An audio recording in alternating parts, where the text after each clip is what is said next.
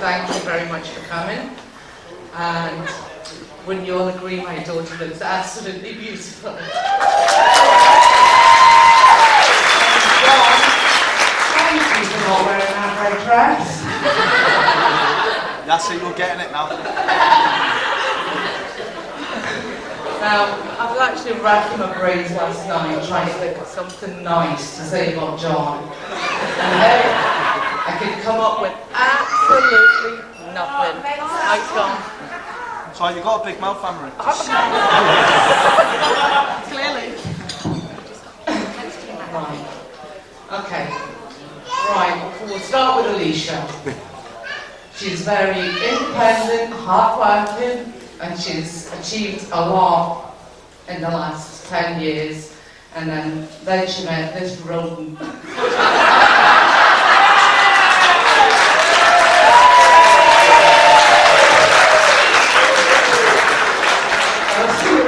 On a serious note, John is an absolutely fantastic husband. Well, we'll get to see that one. But he's absolutely amazing with my grandchildren. In fact, that gravy called him Daddy Daycare. Now, I don't really want to blabber on and blabber on and blabber on, so I would just like to say, everybody have a great time, and here you go, John.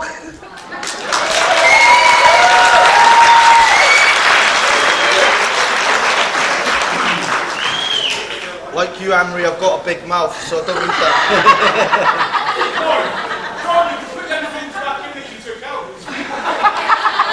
Come on, John, let me get this out of the way first, eh?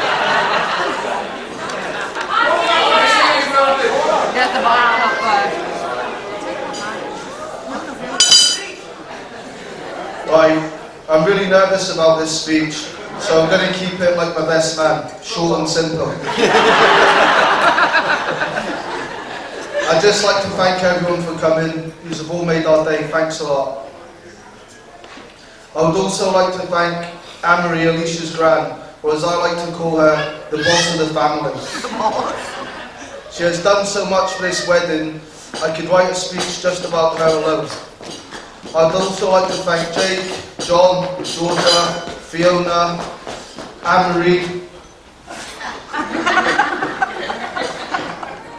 and last but not least, my mum and dad, who have all contributed to paying for this wedding. We could not have done it without you. So thank you very much.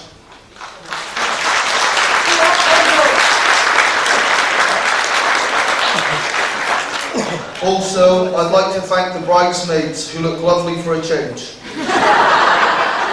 Usually they look like something the cat's dragged in, and then back out again. Also, a big thank you to Hayley for her singing. It was really lovely. Thank you for that.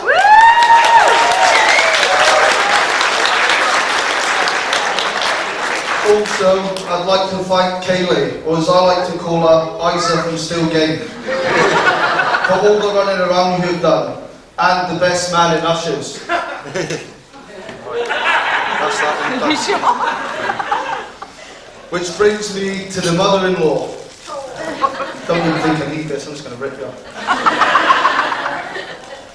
When I first met Amory, I thought she was a psycho nutcase.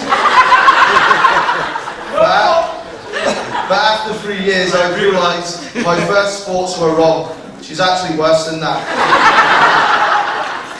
But underneath all the lunacy, it's the only word I can describe her with, there is actually a big heart who loves all her family, and most of all, her children and grandchildren. I don't know if anyone has noticed, but she has a very sharp tongue. But this is a quality I really like, even if I have been on the end of it a few times. Me and Amory have had our fallouts, but we always make up. Pretty much have to, because she's a good cook, and I'm a bad shit.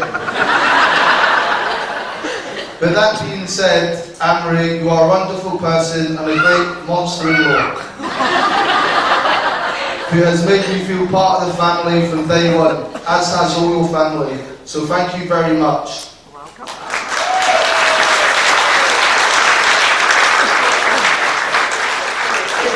P.S. Don't forget to tell her she's making Sunday dinner tomorrow.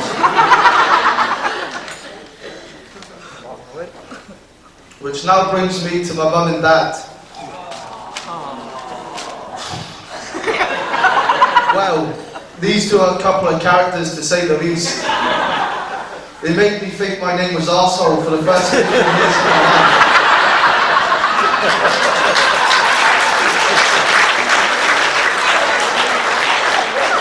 Until I saw my birth certificate, which brought more than one surprise. First surprise, my name is actually John. Second surprise, my birthday's on the 6th, not the 7th like they've always told me. But all joking aside, they're the best two people I've ever known. They have stuck by me through all the hard times, and believe me, there's been a few. They have always supported me in everything I've done, and they're always good for a tap, which is probably why Pogo, aka my dad, calls me Woodpecker. Tap, tap, tap. I owe them so much. I owe them so much. Not just money, but all the love they have shown me over the past 32 years of my life. Thank you for always being there.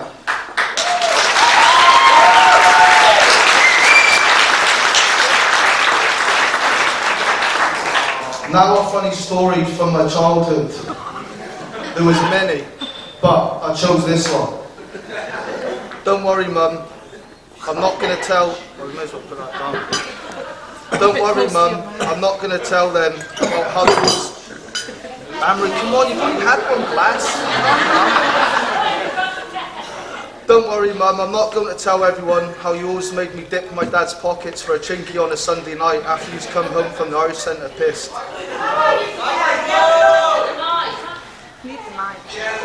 Hello?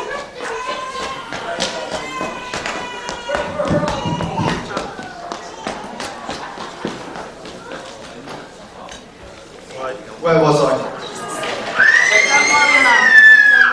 Yeah. Unbeknown to you, Mum, you actually got me one of many kickings off my sister Amory. Well, as normal, I was getting on my mum's case for a pair of Nike Air Max. I was about 12 years old at the time. After a week of getting on my mum's case, she eventually gave in as usual and said, yes, I'll get you the trainers. So there's me giving it the big yin to all my mates out in the street saying I'm getting the trainers. When my mum came home from the town, she had me a pair of trainers alright, but not Nike Air Max, oh no. They were £15 nicks with a big all the way round them. I wouldn't make my worst enemy wear them. So now I've had a problem. All my mates in the street are waiting to see my new Nike Air Max. So to save face, I stole my sister's Adidas Gazelles and put them on. Went out and fronted it, saying to the boys, they never had an Air Max in my size.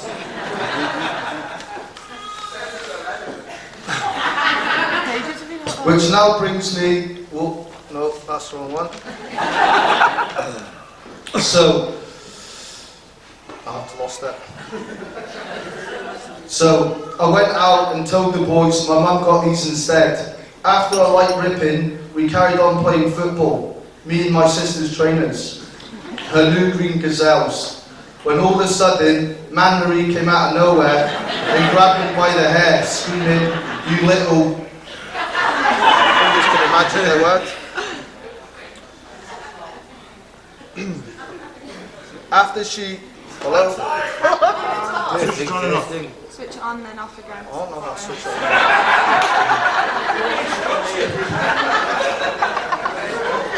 You brushed up with it!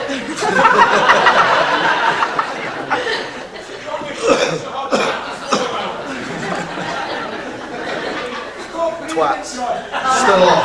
Right, here we go. So after she grabbed me by the hair and me screaming and battering me, I now... Oh, I've lost it again.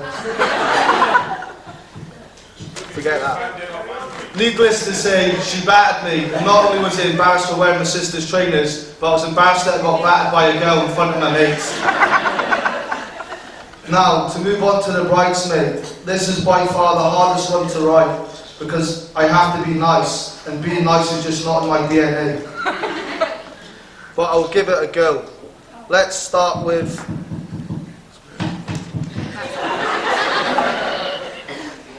Let's start with the kids. You'll try to stitch me up. Who's paid you for this, Gillian? Look. What's going on? When I first met Holly, it's pretty fair to say I fell in love. She has a way of melting people's hearts, and mine's is no different. I will always remember her calling up to me, putting her hands out for me to pick her up, then snuggled into me and fell asleep. From that day on, she's had me wrapped around her little finger, and I can never see that changing. She's my little princess, and I love her with all my heart.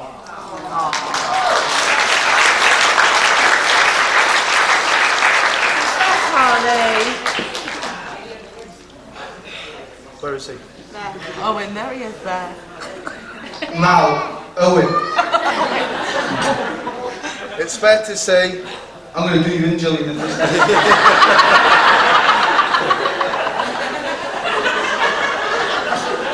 It's fair to say, me and Owen never hit it off right away. It's a man thing, plus he was a United supporter. But now I've turned him from the dark side to a fellow Gunner. We now get on like a house on fire. Unfortunately for Alicia, Owen has started to take on some of my characteristics.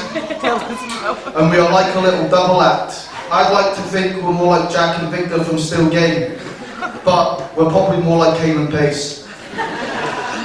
Owen and Holly mean the world to me, and I love them like my own.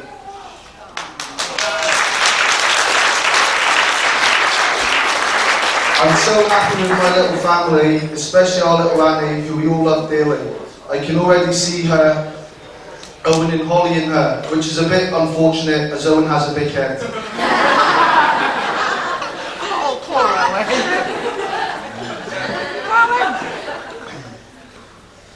I don't think I can do this one. It's too nice.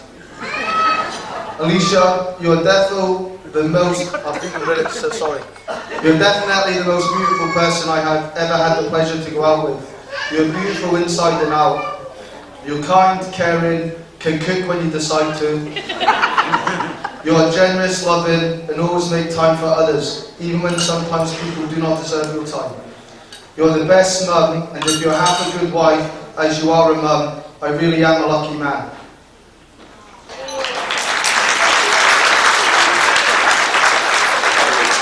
You're hard-working, have so much patience, especially with me. You make me want to be a better man. You really bring out the best of me. I know I don't always show you the appreciation you deserve, but I love you with all my heart. I look forward to spending the rest of my life with you and our kids.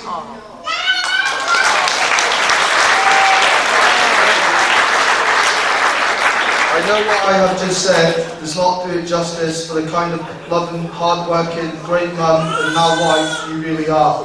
Just know that me and the kids all love you dearly. I wasn't going to slag you, but I have to do a little bit. I'm sorry. Wow, you just took it right back there. That's me.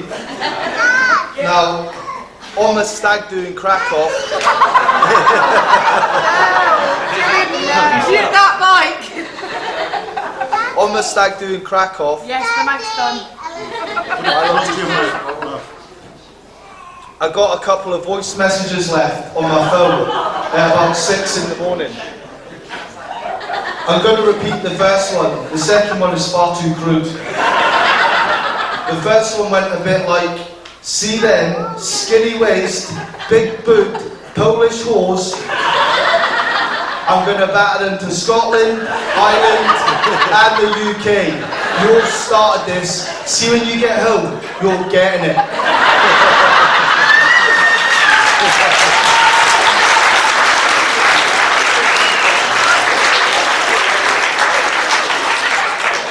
Now there's probably only a handful of people here. There's probably only a handful of people here who know the second one. let's just say, George, when I got home, I done as I was told and everything was sweet.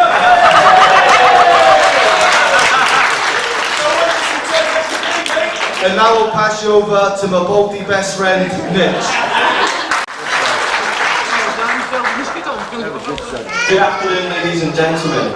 I'd just like to say thanks to everyone who made it here today to share John and Alicia's big day.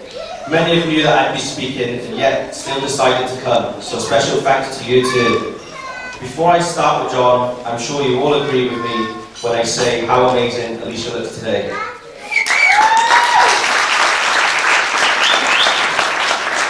Now a few words about John. John Dom Perignon Got it right here, mate. house husband, and Alan has asked me to add this, arsehole, and in his mind, local celebrity. He even has his own video on the internet. No, it's not a sex tape. Just go to the Advanced Police website and type in Crimes Against Fashion. If you don't recognise him in the video, he's the guy being led out first in the fake Ed Hardy gear bought off Ian Gardner's market stall.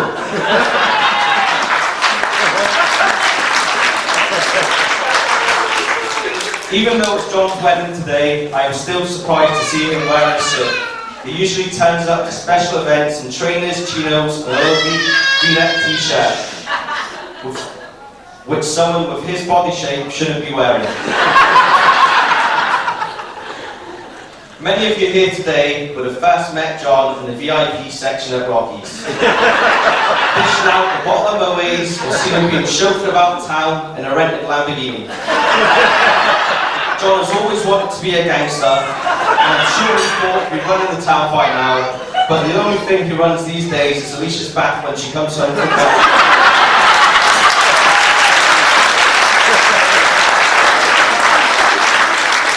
Being John's best friend has been a pleasure, and not without its advantages. Whenever he got into trouble, we had his big sisters as backup.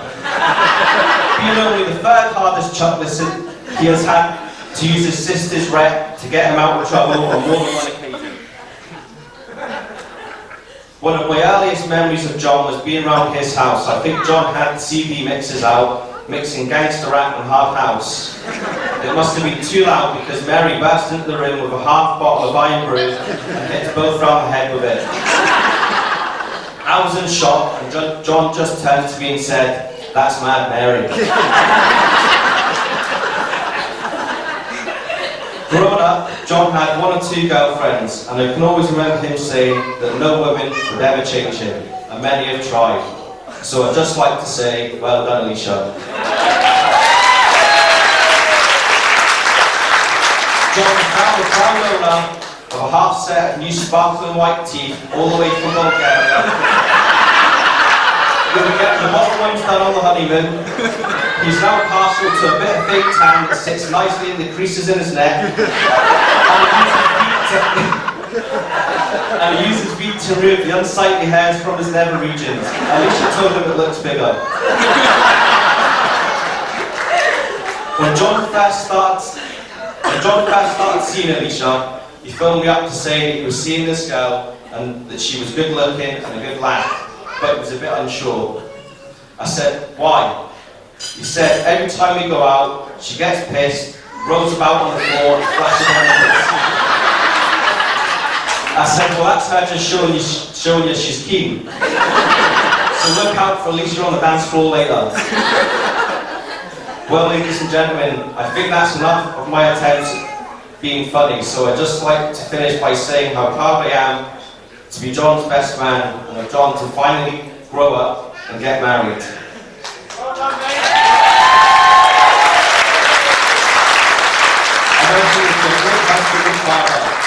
Alicia, John was telling me last night that you were staying in the hotel, where hopefully is to consummate your marriage.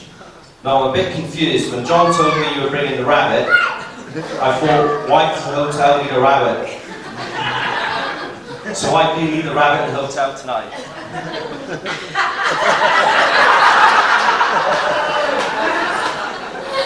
You gonna answer? I just think you answered that yourself, didn't you?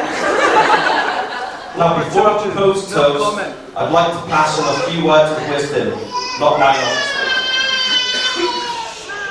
John, just remember, it only takes a couple of words mumbled in church and you're married. And it only takes a couple of words mumbled in your sleep and you're divorced. Alicia, men are like fine wine. You start out like grapes, and it is your job to stamp them in the dark until they mature into something you'd like to have dinner with. So everyone, please join me in toasting the happy couple. May for better or worse, be better than worse, the bride and groom. Well done. Well done.